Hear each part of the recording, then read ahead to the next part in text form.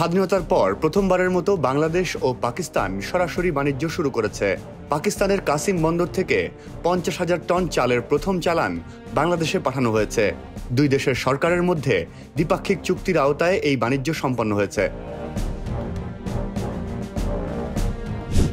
বাংলাদেশ সরকার ও পাকিস্তানের trading corporation of পাকিস্তানের মধ্যে স্বাক্ষরিত চুক্তির আওতায় বাংলাদেশ প্রতি টন $499 সাদা চাল কিনছে।